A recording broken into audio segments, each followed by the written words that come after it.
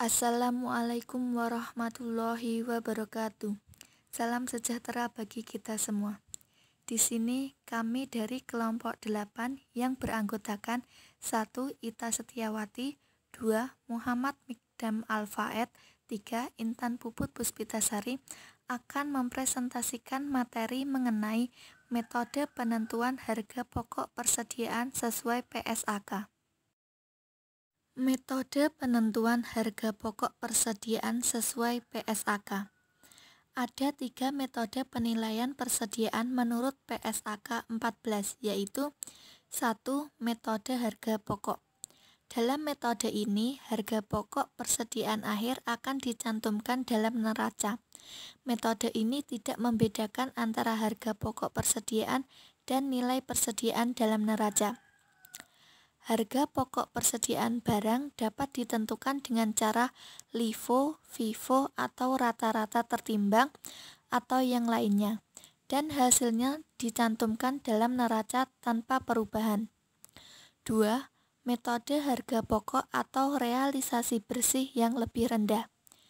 PSAK nomor 14 menyatakan bahwa persediaan barang akan dicantumkan dalam neraca dengan nilai sebesar harga pokoknya atau nilai realisasi bersihnya adalah taksiran harga penjualan dalam usaha normal dikurangi taksiran biaya penyelesaian dan taksiran biaya yang diperlukan untuk melaksanakan penjualan. Dalam kondisi tertentu, nilai realisasi bersih diukur dengan nilai pengganti atau biaya mereproduksi persediaan. Untuk menentukan besarnya harga pokok persediaan, dalam PSAK nomor 14 disebut biaya persediaan meliputi semua biaya. Dan yang ketiga, metode harga jual. Metode penilaian persediaan harga jual mendasarkan pada prinsip harga pokok untuk penilaian persediaan, yaitu dengan mencantumkan persediaan dengan harga jual bersihnya dapat diterima asalkan dipenuhi syarat-syaratnya, yaitu yang pertama ada kepastian bahwa barang-barang itu akan dapat segera dijual dengan harga yang telah ditetapkan, dan yang kedua merupakan produk standar yang pasarnya mampu menampung serta sulit untuk menentukan harga pokoknya. Metode penentuan harga pokok yang terdiri dari 1. Metode FIFO atau First In First Out. Dengan menggunakan metode FIFO, harga pokok dari barang yang pertama kali dibeli adalah yang akan diakui pertama kali sebagai harga pokok penjualan. Dalam hal ini tidak berarti bahwa unit atau barang yang pertama kali dibeli adalah unit atau barang yang pertama kali dijual. Jadi penekanannya adalah bukan kepada unit atau fisik barangnya, melainkan lebih kepada harga pokoknya. Dengan menggunakan metode FIFO, yang akan menjadi nilai persediaan akhir adalah harga pokok dari unit atau barang yang terakhir dibeli. 2. Metode LIFO atau Last In First Out. Dengan menggunakan metode LIFO, harga pokok dari barang yang terakhir dibeli adalah yang akan diakui pertama kali sebagai harga pokok penjualan. Dalam hal ini tidak berarti bahwa unit atau barang yang terakhir dibeli adalah unit atau barang yang pertama kali dijual. Sama seperti metode FIFO, penekanannya bukan kepada unit atau fisik barangnya, melainkan harga pokoknya. Dengan menggunakan metode LIFO, yang akan menjadi nilai persediaan akhirnya adalah harga pokok dari unit atau barang yang pertama kali dibeli. Dan yang ketiga adalah metode biaya rata-rata. Dengan menggunakan metode biaya rata-rata, harga pokok penjualan per unit dihitung berdasarkan rata-rata harga perolehan per unit dari barang yang tersedia untuk dijual.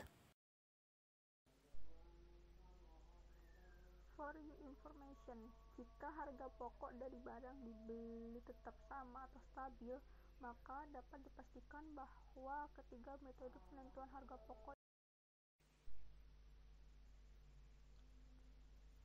cara menghitung harga pokok barang terjual dan persediaan akhir.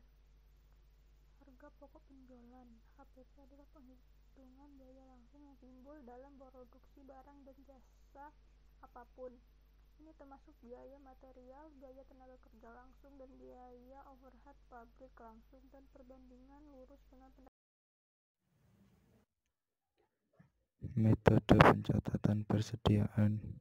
Ada dua metode yang biasanya digunakan untuk mencatat persediaan, yaitu satu, metode periodik. Metode periodik berarti perusahaan menghitung secara langsung persediaan yang ada pada periode tertentu. Jika ada transaksi yang mempengaruhi persediaan, maka hanya transaksinya saja yang dicatat, bukan jumlah persediaannya. Intinya tidak ada pencatatan pada pos persediaan meski ada pembelian atau penjualan. Kedua, metode perpetual. Metode perpetual merupakan kebalikan dari metode periodik.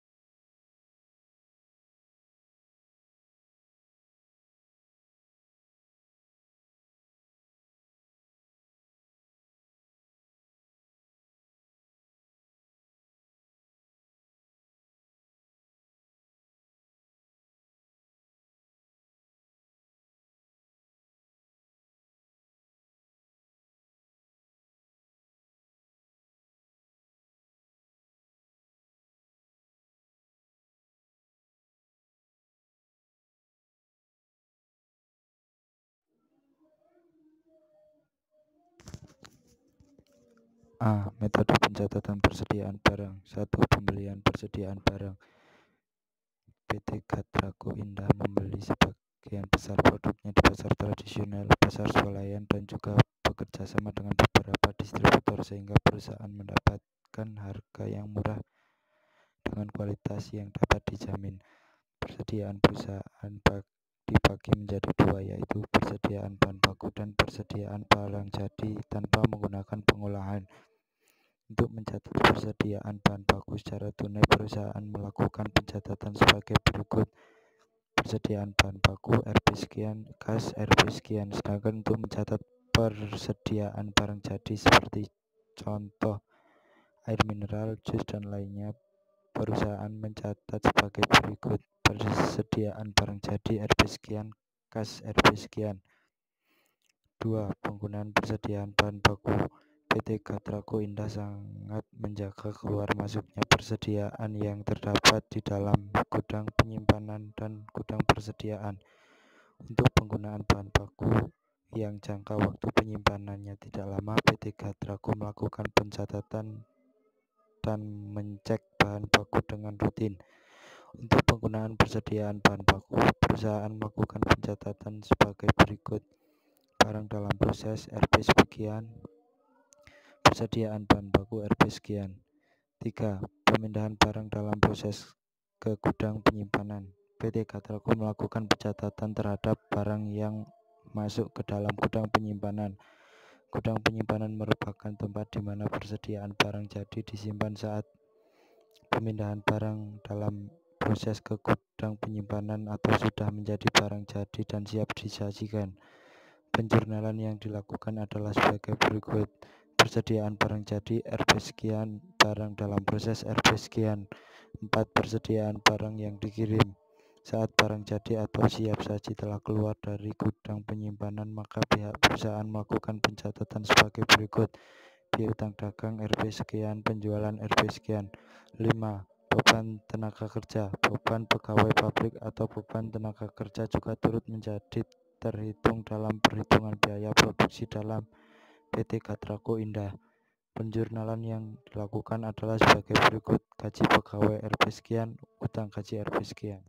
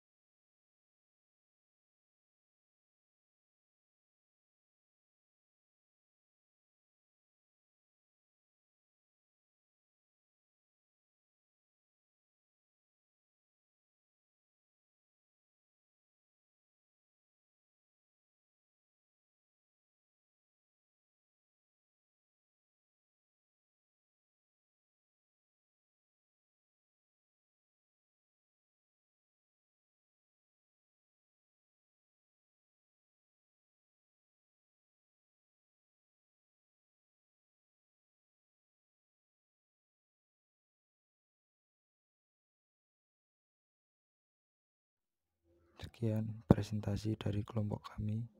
Apabila ada yang ingin disampaikan untuk ditanyakan, kami membuka diskusi 5 penanya. Kurang lebihnya mohon maaf. Wabillahi taufiq wal hidayah. Wassalamualaikum warahmatullahi wabarakatuh.